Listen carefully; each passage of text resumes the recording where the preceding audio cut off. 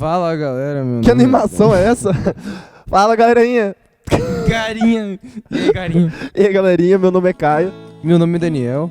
E nessa semana estaremos trazendo mais um tema da lição dos adolescentes, não é verdade? Exatamente. O tema dessa lição, que vai ser tratado essa semana, é uma continuação direta da lição passada, que foi Daniel capítulo 2. E agora vai ser abordado Daniel capítulo 3, obviamente. O nome da lição é Quem está no controle? E durante a lição a gente vai entender por que esse nome. Mas interessante que em especial nesse capítulo, não falam a história de Daniel em si.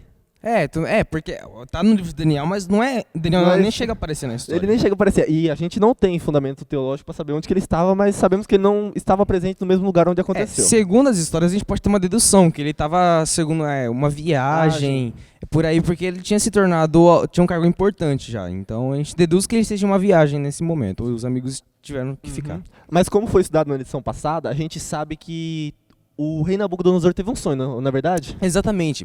O sonho dele, ele sonhou com uma grande estátua que era composta de vários minérios da terra em si. Fala o minério aí pra nós, Daniel. A cabeça era de ouro, o peito era de prata, o ventre era de bronze e as pernas eram de ferro e os pés de ferro e barro. Que não se misturavam. Exatamente. Mas dentro desse conjunto todo, tinha o reino de Nabucodonosor representado, que era a cabeça de ouro.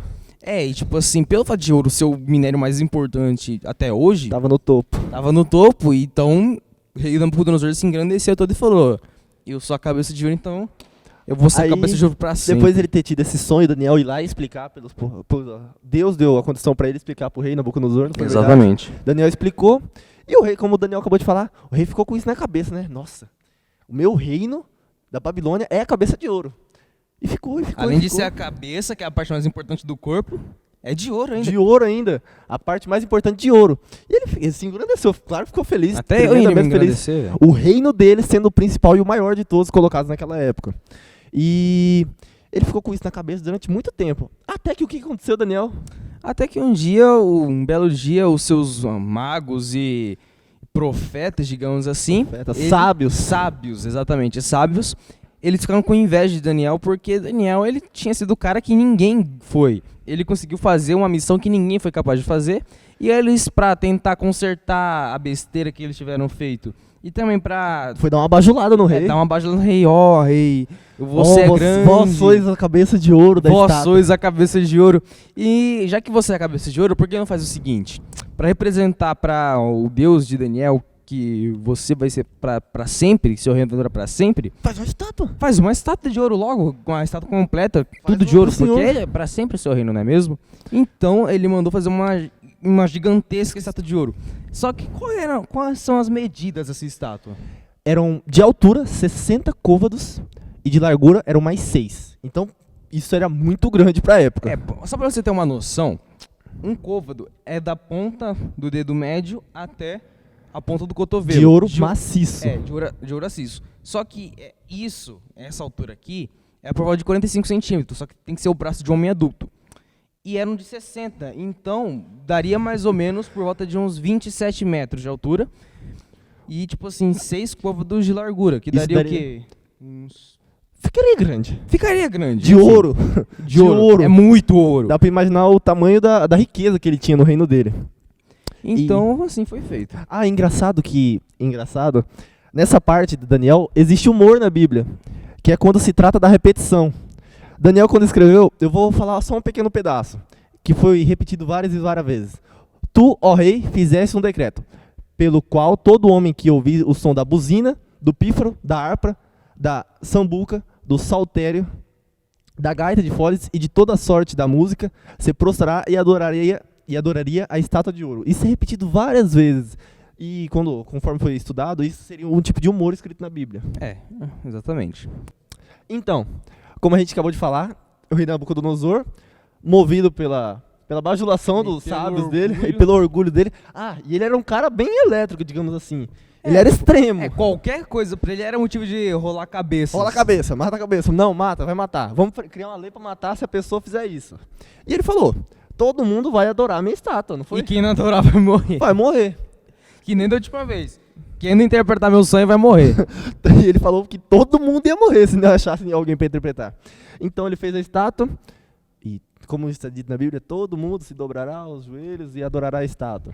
Esse era o decreto. E aí, tipo assim, tem tipo, milhares, se não milhões de pessoas ajoelhadas. Se curvaram. Você com certeza vai ver três neguinhos em pé. É evidente. É evidente que daria pra ver. Então... Aí eles pegaram de longe, tem gente em pé. Engraçado, né? É um amigo daquele cara lá, aquele chato lá que desvendou. Que engraçado, né? Vamos contar pro rei?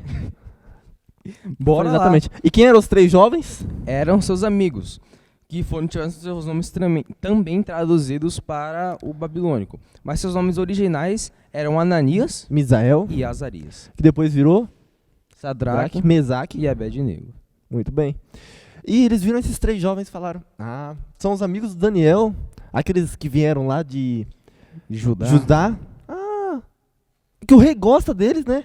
Vamos contar pro rei que eles não se curvaram? Bora lá. Eles foram e fizeram isso. E o rei, na hora, como ele era um cara de extremo, né? Já, mata. Vamos matar. E o rei chegou neles e falou, vocês não vão se curvar? O que eles falaram? Então, essa parte, a minha parte preferida da história é essa. Que falou assim, seguinte, eu vou mandar tocar de novo. E se vocês não se ajoelharem dessa vez, quero ver quem vai ser o Deus que vai livrar você das minhas mãos. Nisso, se não me engano foi Ananias que tomou a frente e disse, pois fique sabendo tu, ó rei, que nós vamos para a fornalha. E se o nosso Deus quiser nos salvar, ele vai nos salvar. Mas se ele também não quiser nos salvar, a gente vai morrer, mas a gente não vai adorar a sua estátua. E agora olho do rei. Um cara que nem era orgulhoso, né? Ouve isso. Ele falou, não. Vai ligar a fornalha 7 vezes mais quente do que o normal. E tipo assim... É uma fornalha que já era preparada para matar muitas pessoas. Exatamente. Uma fornalha só, tipo, ela já era muito quente. Que só, depois que ela foi aquecida 7 vezes mais... Que só do fato de... Daqueles guardas que levaram os jovens lá perto... Morreram queimados. Chegando perto, eles nem teve contato com o fogo. Só de chegar perto eles derreteram. Então, tava tensa a situação ali daqui dentro, hein? Mas é essa parte principal. Você percebe que eles escolheram a morte do que se curvar uma estátua porque sabiam quanto isso era importante para Deus. No mundo espiritual, a posição de se ajoelhar é algo muito importante. Para quem você se ajoelha é algo decisivo na sua vida.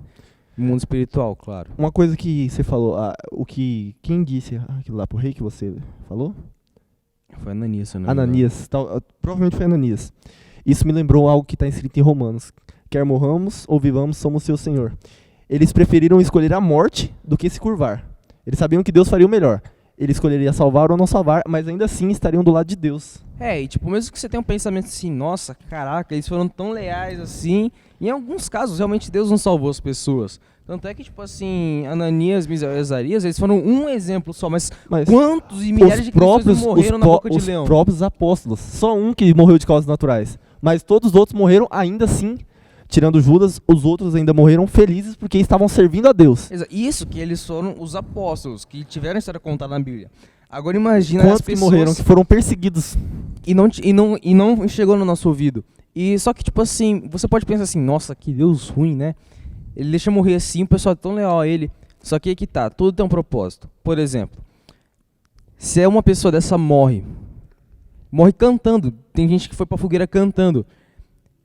Estevão morreu sorrindo, sendo apedrejado. E não era uma pedrinha pequenininha assim, não era uma pedrona, que cada pedrada quebrava uma costela dele. Então não era qualquer pedra, não era uma criança que jogava, era um homem adulto que jogava. Então doía. E era até a morte ser apedrejado. E ele morreu sorrindo. E muitas vezes com essa mensagem de morrer, ser fiel até o fim, muitas pessoas pensaram, caraca, se essa pessoa... Por que ele foi salvo? Tipo, e por que os outros não foram? Se essa pessoa ela foi até o fim, passando por tudo que passou, e morreu sorrindo, então é porque o que ele estava guardando tinha alguma coisa. Não era qualquer coisa que ele guardava. Pra ele ir tão longe assim, eu vou ver o que é. E acabou se convertendo. Então, assim, muitas vezes mortes de pessoas iriam alcançar muito mais gente do que se ela estivesse viva. Então, é sempre bom a gente pensar por outro lado. Vamos falar o que aconteceu na fornalha depois que eles foram jogados. Essa é a parte que a gente quer chegar. Então, como foi dito, os 3 jovens foram jogados na fornalha por ordem do rei. Os guardas, que provavelmente levaram eles, morreram no caminho.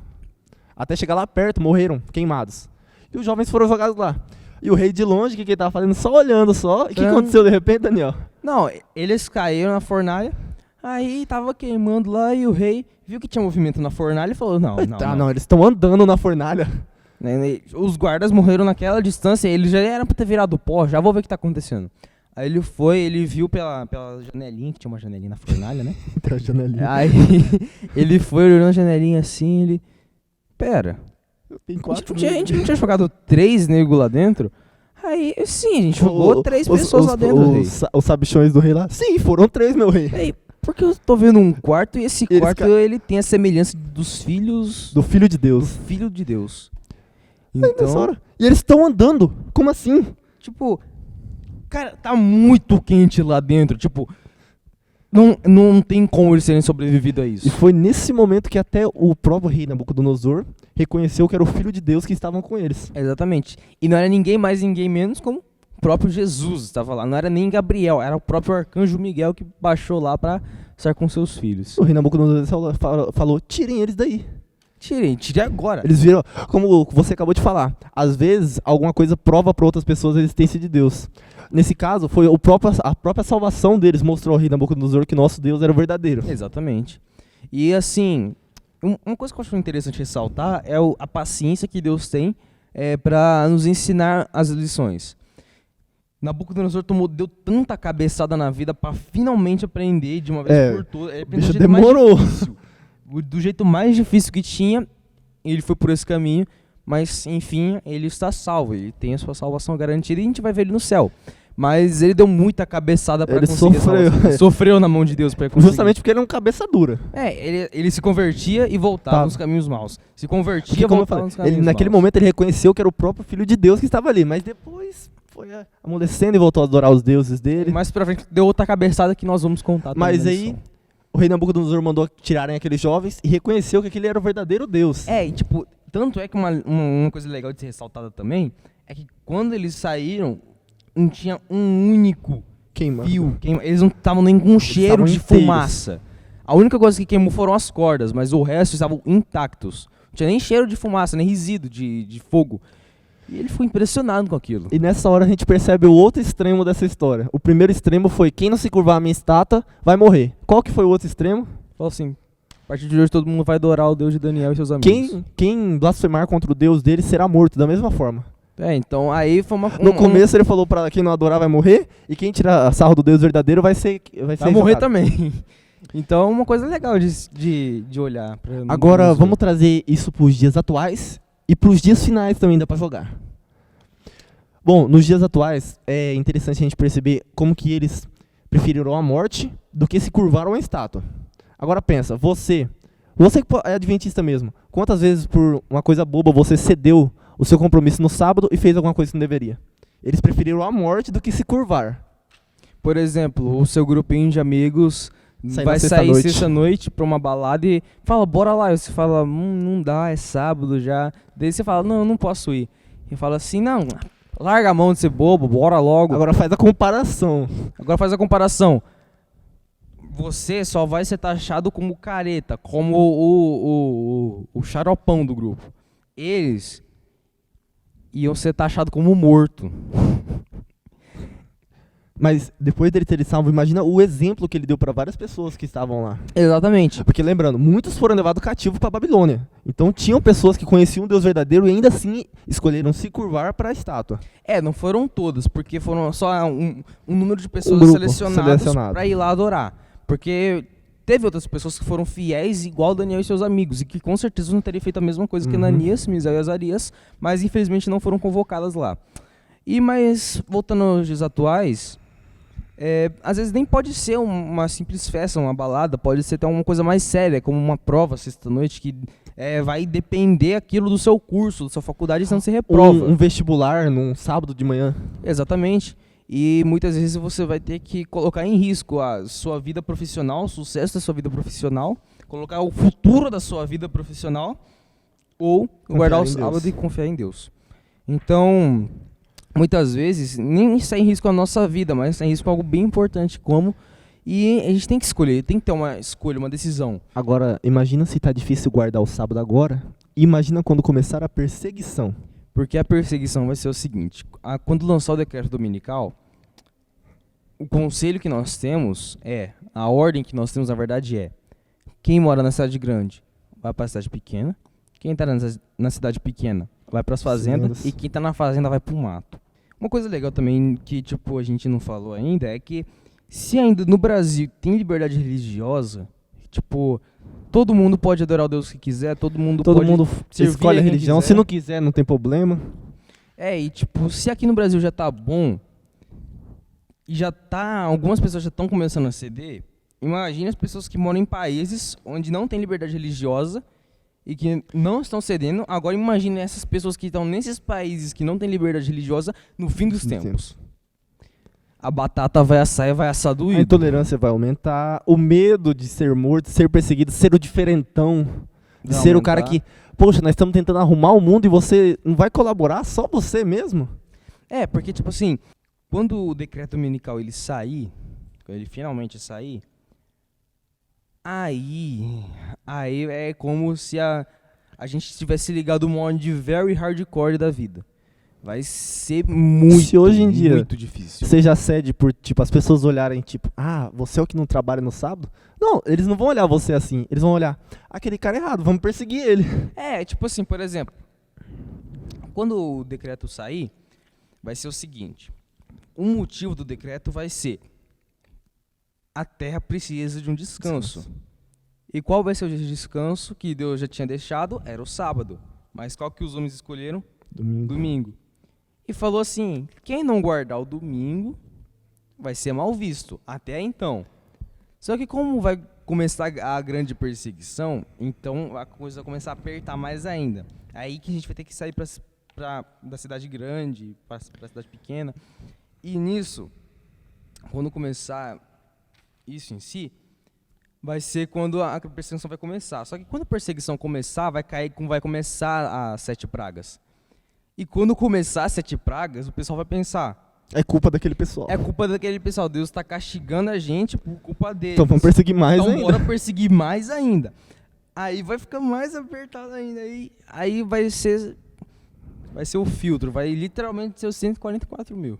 Mas aí, eu acho que pra essa semana, acho que isso explica bem, né? Isso explica bem. A gente foi um pouquinho falou bem da fé de Sadraque, Mesaque e Abednego. Explicou bem. E... quando se trata da história, diz que eles creram muito num escrito de Isaías, que diz, Isaías em 43, versículo 2 diz, quando passares pelas águas, estarei contigo. E quando pelos rios, ele não te submergirão. Quando passares pelos fogos, não te queimarás, nem a chama arderá em ti. Isso estava bem antes dele. E eles nem sei se eles leram isso, mas eles confiaram em Deus da mesma forma. Exatamente. Bom, mas então é essa lição dessa semana, a lição que ela vem trazendo. De Daniel 3. De Daniel 3, capítulo 3. Se inscreve no canal, deixa o like. Compartilha com os amigos. A pergunta final é, quem está no controle, né? Exatamente, quem está no controle. Até semana que vem. Falou.